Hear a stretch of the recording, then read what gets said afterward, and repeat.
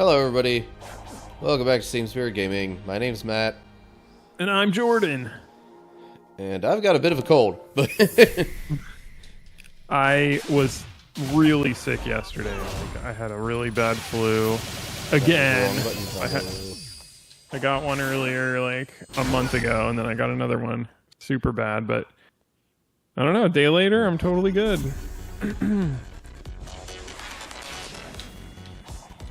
That's good.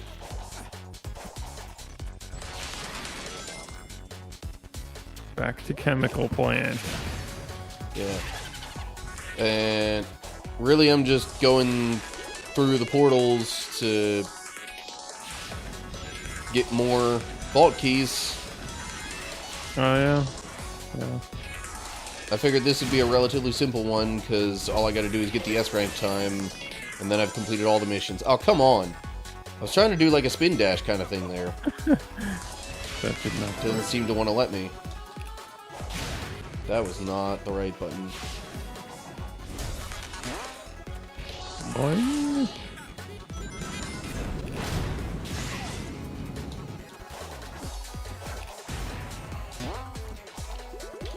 No. Why? Why did you have to change right then?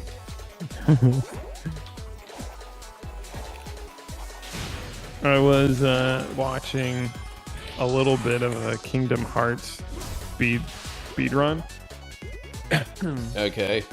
on expert. Looks really hard. When you say expert, I'm guessing you mean like critical mode? Oh, sorry. This was the original, so I guess it's called like Pride. Proud mode, okay. Proud mode. Yeah. Yeah. I think Kingdom Hearts 1 is one of the few games in the series that Proud is the highest difficulty. Okay. Oh, so the other ones, it has like more than one difficulty above normal. How am I supposed to cut this down to a minute and a half? Good grief. That's pretty rough. Yeah, I really need to play it, but it is very long. The only problem. No, doggone it. Well, that doesn't help.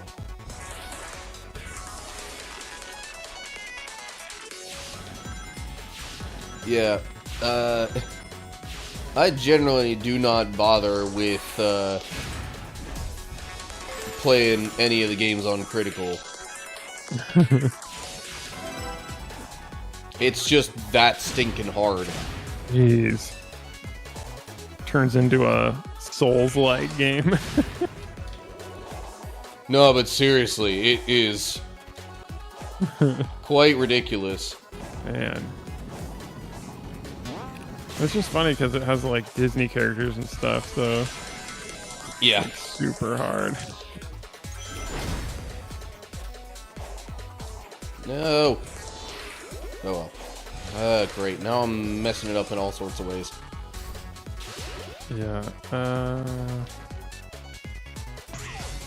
Usually they're not that hard, but yeah, I guess the last island is going to be pretty tough. Well, I'm gonna need to retry this again. I don't know what you were supposed to do there. Well, there was one spot where there was a higher path available that might have been quicker. Yeah. Like, kind of close to the end of that attempt. Okay. But yeah, welcome to the pretty much the only part in the base game that feels like a grind at all. Yeah. True. Well, I asked for it, so you can blame me. 'Cause you were No, like, we can move how did on. that not? Ugh. You might still be okay. Usually it doesn't have to be perfect. Nope. Okay. I tried to find a shortcut, and it didn't really work. Well, it's not too early for passage of the day, so I can get into that if you want. Sure. All right, so this is a subject I've actually talked about before, but it's been quite a while. And I, as always, have been seeing quite a bit of it, not from all Christians, but I do see it more often than I used to see it in Christians.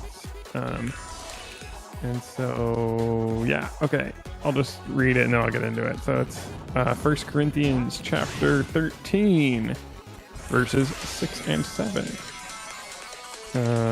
Okay.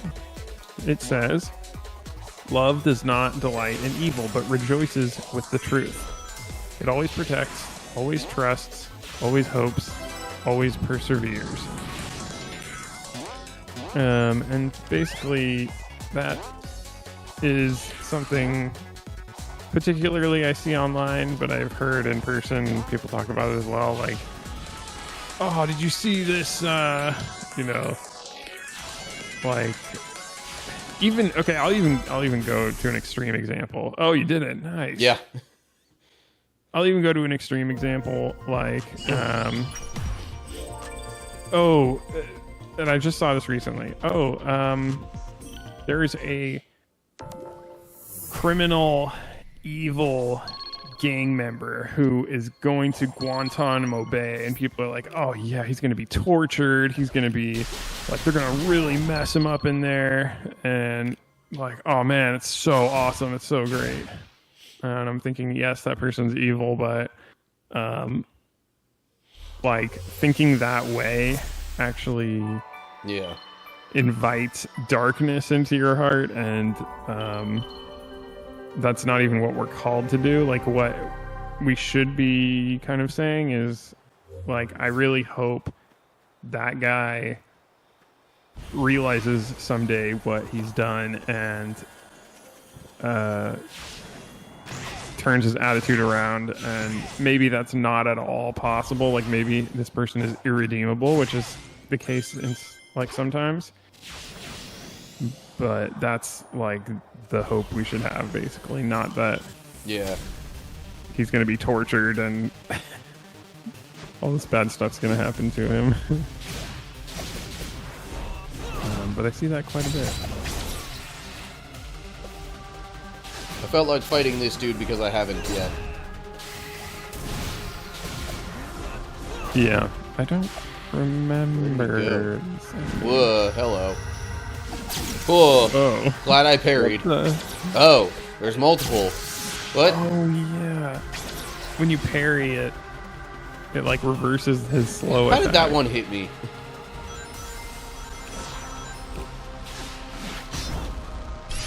Counterattack.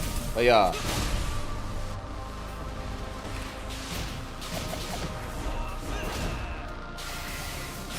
But yeah, I also like that. So that's the first part. It says, love does not delight in evil, which is kind of what I was focusing on. But it also says it always protects, always trusts, always hopes, always perseveres. And so kind of like just going back to that case, it's like even the worst of the worst people, we trust and hope and persevere that, like, always hope that the person will eventually turn to Jesus and ask for forgiveness, and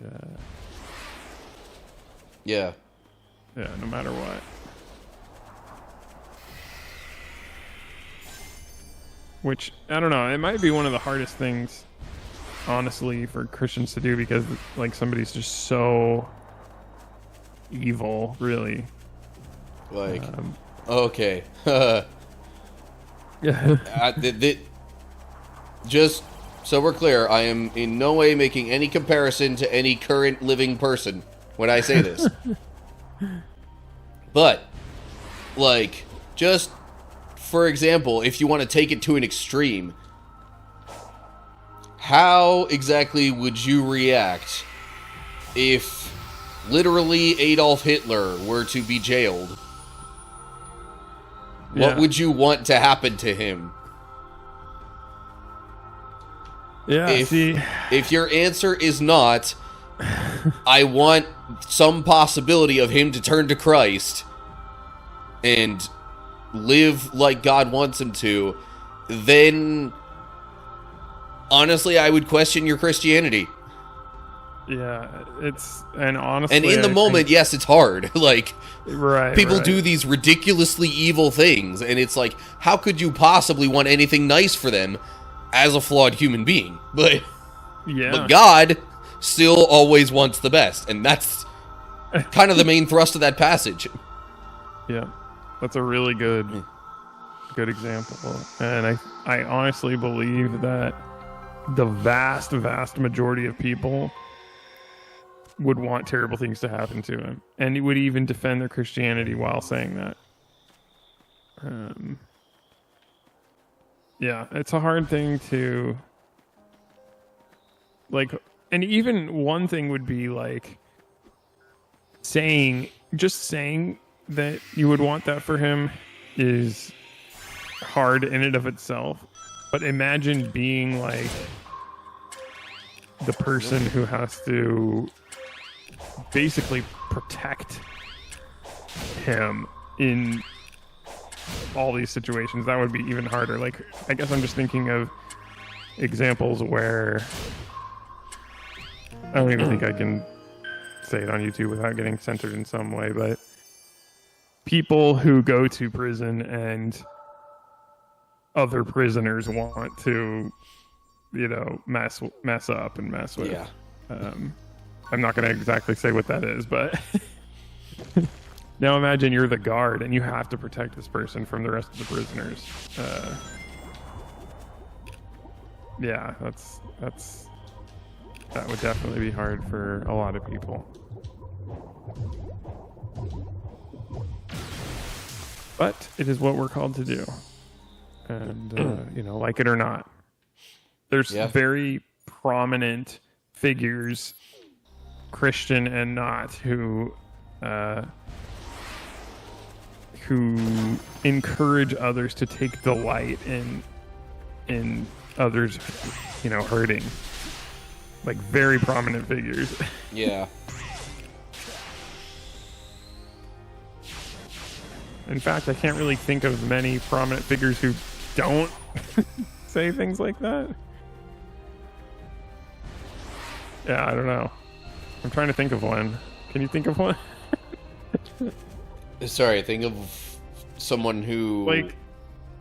like a celebrity or a leader or, a host of a show or like something who would take the position we're taking. It's really hard to think of one. Yeah. See, when you mentioned celebrities, I don't know why, but for my gut reaction, for some reason, I don't know why, I wanted to say Keanu Reeves. Actually, maybe. He seems like a really kind, gentle, down-to-earth person. I don't know for sure, but that's kind of the vibe people get from him. And to be clear, there are definitely some pastors out there who would take the, loving stance.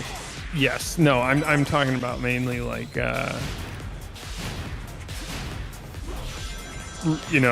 like pastors might be prominent in their communities, but I'm talking about like national level, I guess.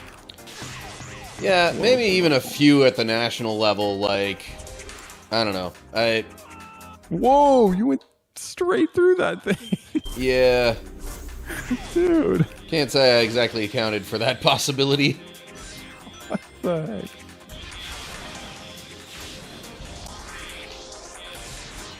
Probably should have added some collision there, but all good.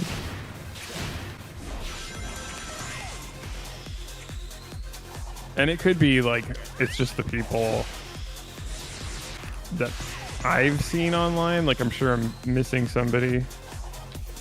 Yeah, nope. Okay, I gotta hit one of those floating rings there.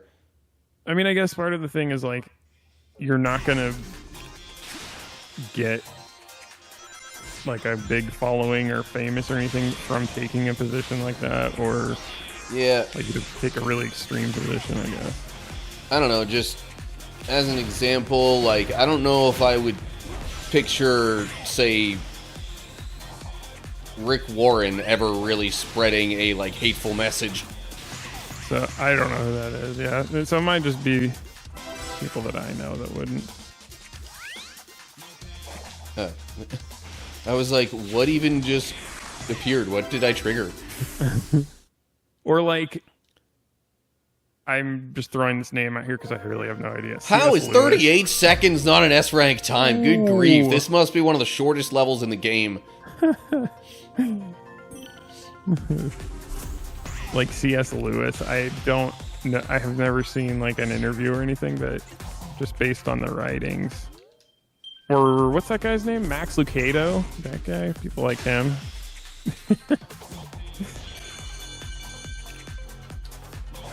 Those are just like Christian authors that I'm throwing out there. I honestly have no idea. Yeah. Anyway, that's it. Those are my thoughts. I know I've brought it up before, but that was a different passage about it. Nope, that doesn't reach. Okay. Yeah, this one, it seems like you just have to be perfect.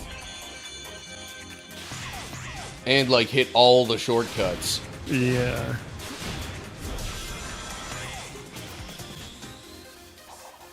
But you're basically showing off your epicness once you get to S rank.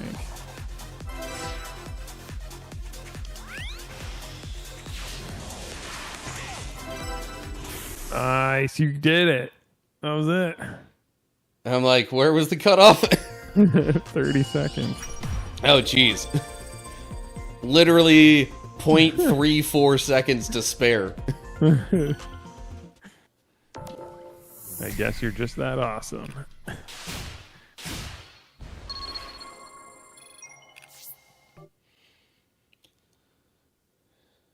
All right. What? How many of those do you need? That many, apparently. Oh, okay. Okay. Now, now it says I need to collect Sage's memory tokens. How do I still need more of those? I've been collecting a ton. I have 153. Jeez. Well, they really gatekeep that last storyline stuff. Yeah. For real. Also, why does it still give me a target to go for if all I'm doing is collecting memory tokens? Also, infinite boost for a while. Not really infinite, like semi-infinite. Yeah.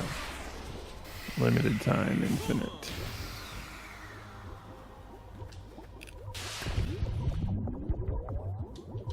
Can't truly be infinite because that's a character from a different game. Sonic Forces. Wait, was that Forces? I'm like, that's the Sonic Heroes theme. It's because I've been itching to play it. I've never beat that game, and I have it for GameCube.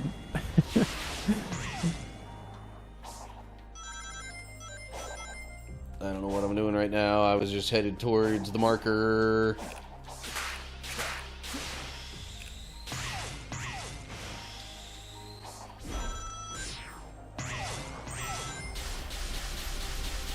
I guess this is where I'm supposed to talk to Sage after getting the memory tokens. Still need 37 more. Jeez. They really do make this last island kind of grindy. Yeah. So you need 190. Well, you see all these little markers like this? Those are all memory token locations, I believe. Okay. The problem is... Well, there's a lot of them. The problem is the place you need to start at to get a particular token isn't necessarily all that close to the token itself. I see. But at least I can kind of mark them. Sorta. But yeah, like, that's the spot, and it's probably, like, way up there somewhere. Oh. Dang. I mean, sometimes you can find them in, like, okay. I need to do stuff with this setup over here. Sometimes you can find them in, like, breakable boxes. Yeah, true.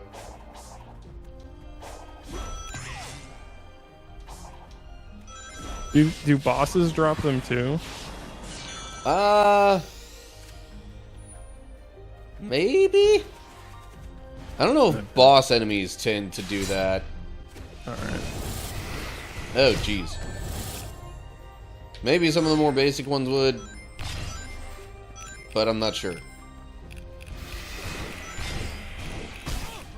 Oh my gosh, these guys are the worst out of the basic enemies.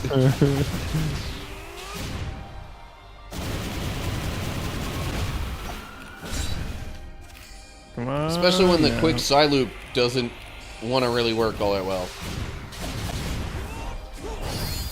Come on, heart token. No. Counterattack. Right. Yeah. Do a big combo. Doggone it.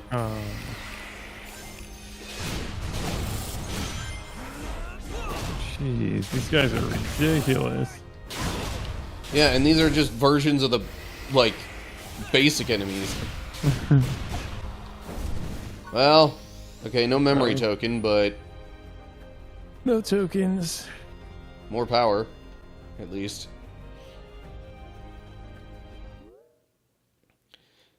Other option is I could just go around to different places where Sage is and just talk about other random stuff that's not necessarily story related.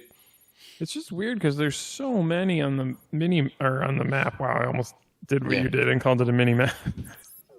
So many locations on the map. So it seems like they're hard to find. There it is. One.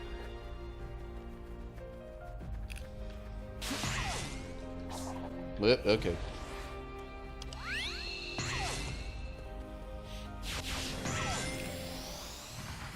And in the meantime, it's going to bounce me around into all sorts of different enemies, probably. Of course, I can just run away from them, mostly.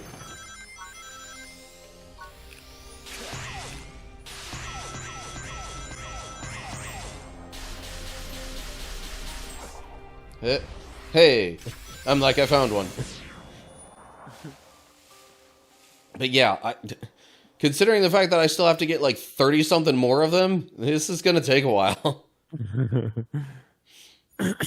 All right, what about this? I try some Bible trivia questions while you're doing this.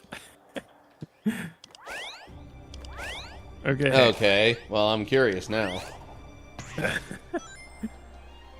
What is the shortest verse of the Bible? Can't remember exactly the reference, but I'm guessing it's the one that just says Jesus wept. Yep, you got it. Wow. I didn't know that. It was John 11:35, but yeah, you got it. Oh,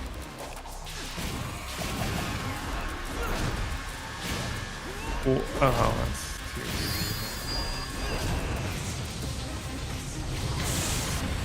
What the ones I got are like super easy.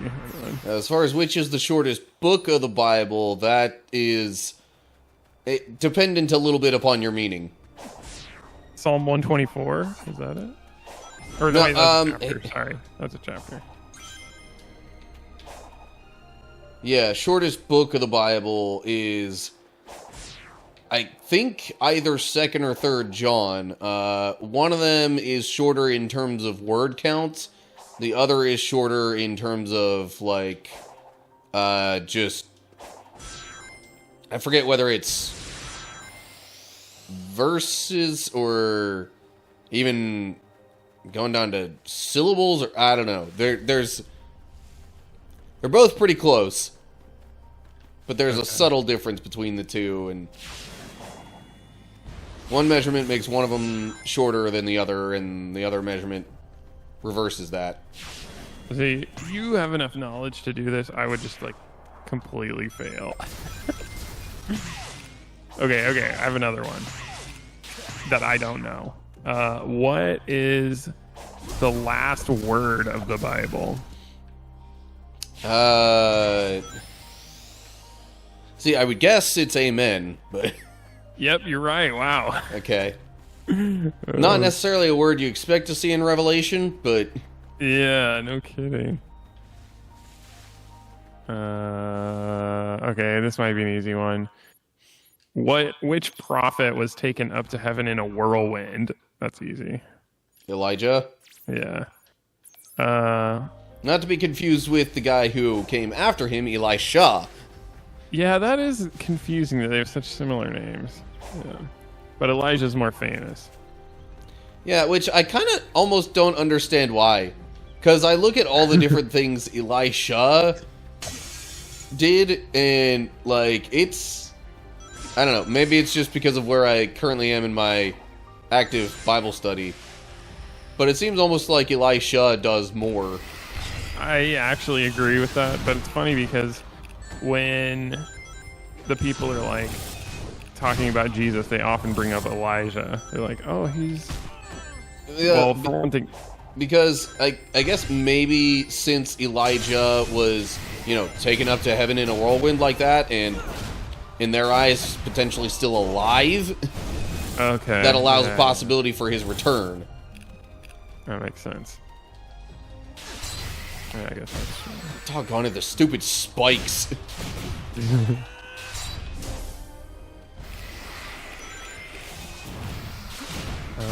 Let's see.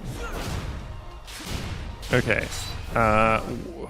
This might be too easy to you, but I wouldn't have known it. What was the name of the high priest who put Jesus on trial? Was it Caiaphas? Yeah, dang, Okay. you're like, get all of them. I would not have guessed that. Or known that. Okay. Trust me, I do not know everything. It seems like you know everything. What? You need to hit me with some pretty obscure stuff. In what For me city to were the not know. followers... Sorry. In what city... Oh, no problem. In what city were the followers of Jesus first called Christians?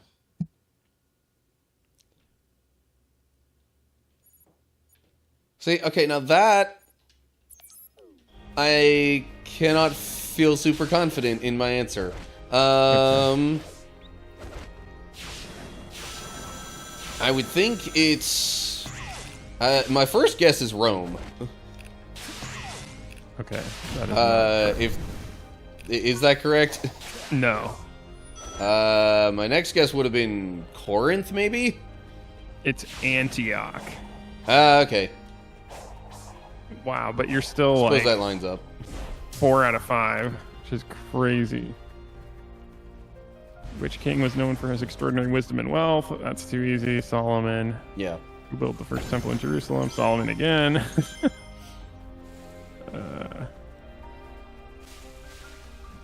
All right, just a little more, just for fun. 'Cause you're really good at this.